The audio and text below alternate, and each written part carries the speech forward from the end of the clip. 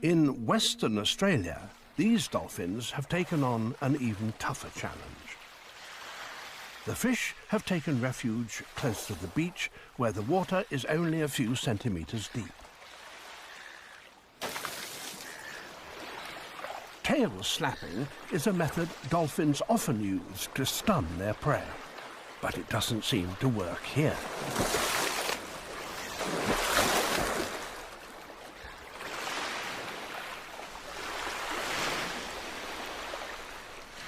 The fish are tantalizingly close, but they're still out of reach.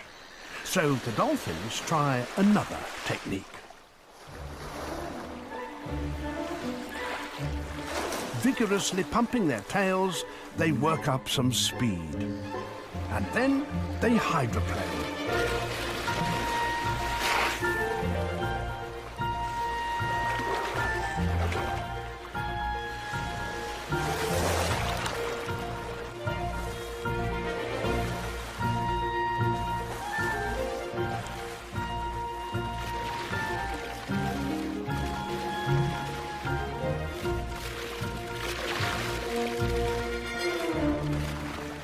Their momentum carries them right through the shallowest waters and onto the fish.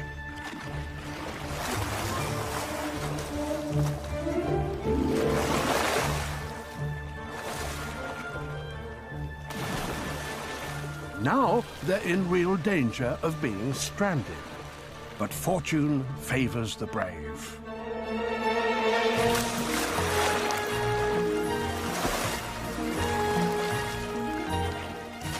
Younger dolphins lie alongside, watching. But so far, only 8 individuals here have mastered this daring technique.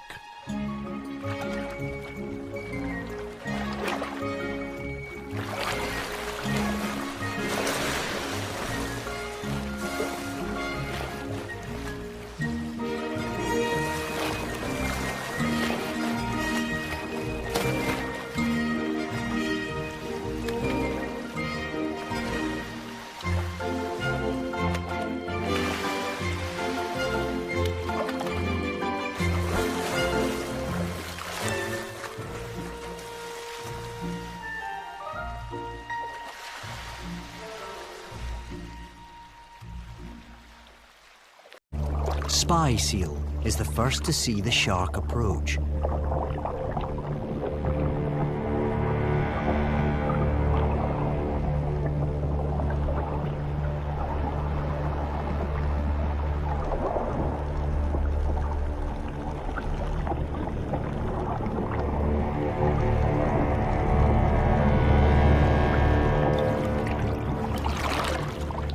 But one young seal is still blissfully unaware. Seen from above, a game of cat and mouse unfolds.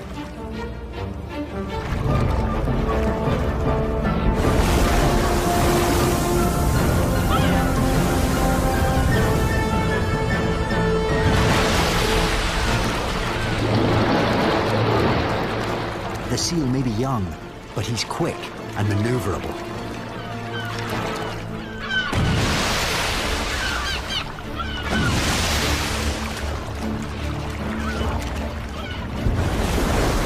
From above, something remarkable becomes clear.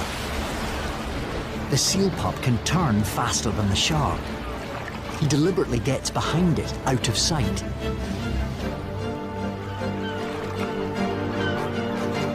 Whenever the shark turns, the seal stays right on its tail.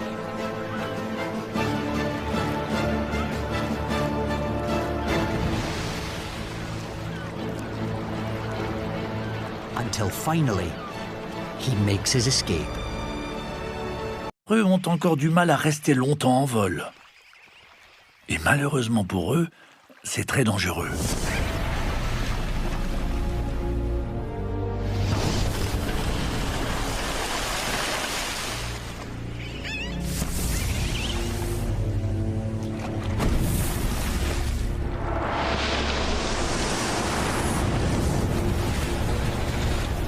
Des carangues à grosse tête.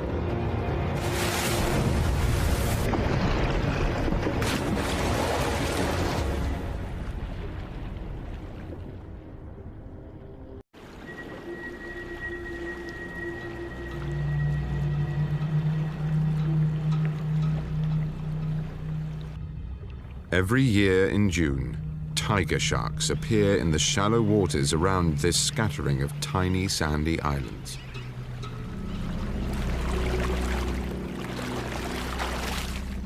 They've traveled hundreds of kilometers in anticipation of an event that lasts less than 2 weeks.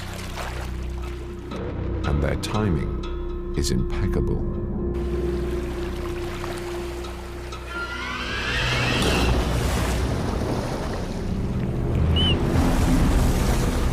Albatross chicks are sitting ducks.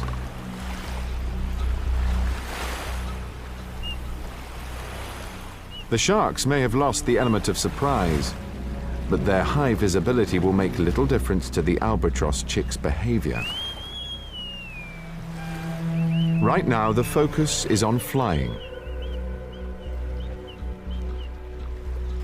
For fledging albatross, that's not as simple as you'd think.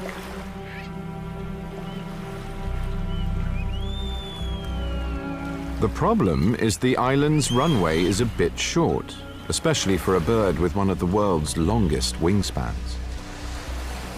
The maiden flight often ends in a wet landing. And that's why the sharks are here. With their highly acute senses, they're onto the chicks within a few moments of touchdown.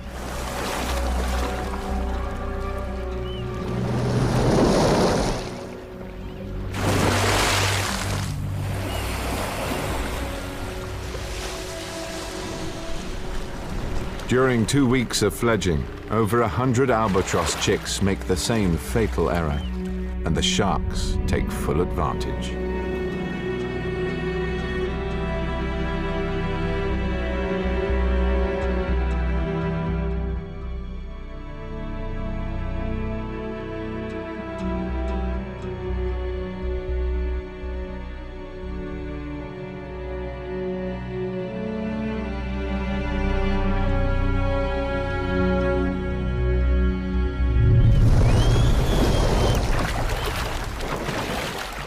In an ocean where food can be surprisingly scarce, this annual feast is something these sharks depend on.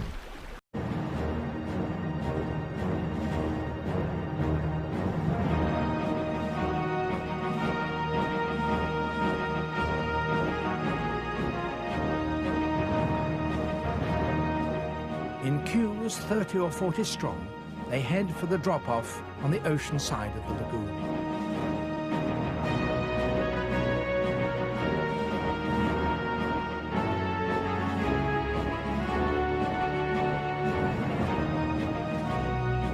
It seems that they know the way from the overall direction of current and swell, which remains constant at this depth.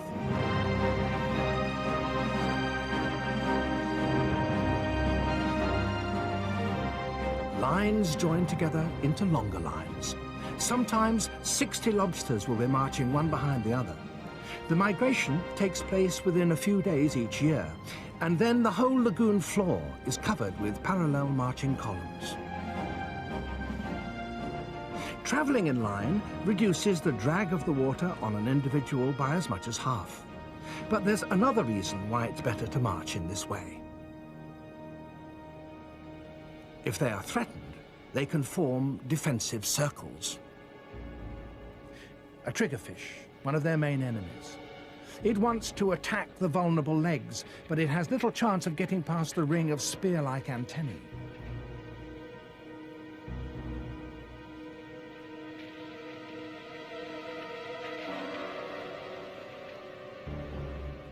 But a solitary traveler is in trouble.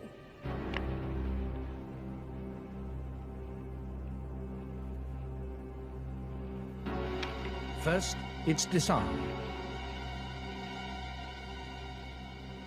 Then the rest is easy.